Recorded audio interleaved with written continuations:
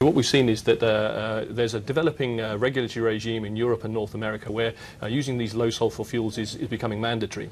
For some reason, the situation here in Asia seems to be slower to develop, but we think the issue still needs to be addressed. So we've been talking with government here, we've been talking with some of the stakeholder groups like Civic Exchange, a lobby group here in Hong Kong, and also with some of the other shipping lines. Now, just on that point, you're trying to get the other shipping lines on board voluntarily? Absolutely. What's the response? I think it's shaping up quite well. There's a sort of draft charter that's being circulated amongst the carrier groups, and we're waiting to hear formally from the other carriers what their intentions are. But it's looking quite good that there may be a sort of fully fledged industry plan on this from January next year. OK, now the government has said in the past that it's worried about losing competitiveness to other ports in the region, particularly just around China, just close by. Do you see the additional costs as a deal breaker? Will Hong Kong lose out if these are imposed? I really don't think it will. I understand, Andrew, why the government say that, and I think it's good that they should be concerned about Hong Kong's competitiveness overall. But in this case, I think the cost to us as a company, Maersk Line, of this is it's about $1 million a year.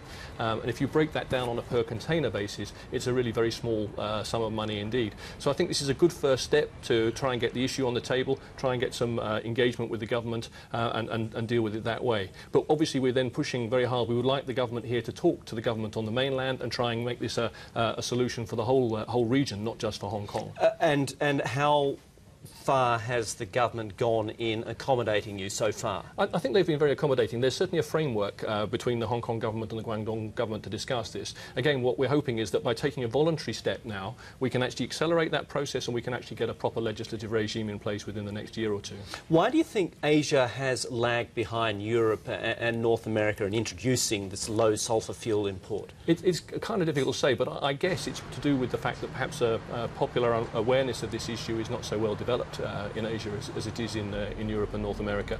It seems to be much more a sort of political issue there than it is here. So perhaps there's just not the pressure on governments and on businesses to act here in the same way as there is elsewhere. How polluting? Give us an idea of just how dirty this fuel is. It is quite bad. I mean, the fuel that we use on ships is heavy fuel oil, and that's the products that's left from the distillation process after you've taken off the cleaner fuels like aviation fuel and petroleum and diesel.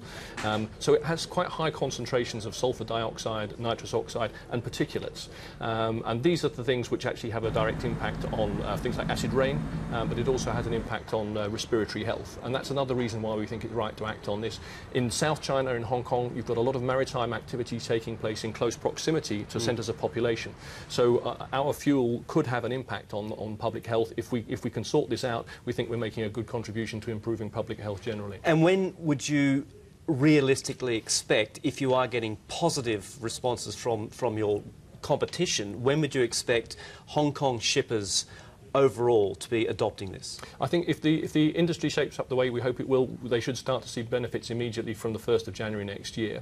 It does depend a bit how many other carriers sign up, and obviously the more the better, but it could have a substantial impact. In our case, we think that just on our own emissions, this will reduce our emissions of sulfur dioxide and particulates by over 80%, so it could be quite significant impact in Hong Kong overall.